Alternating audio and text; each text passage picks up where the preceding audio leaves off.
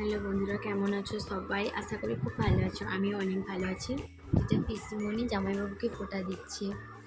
এই তারপর এটা আমার হাজব্যান্ড, তো এবার ফোঁটা দিচ্ছে।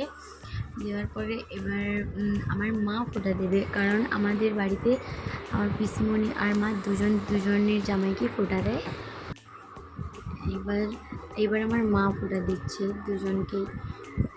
এবার ফোঁটা দেওয়া হয়ে গেছে, এবার রান্নাবান্নার পালা।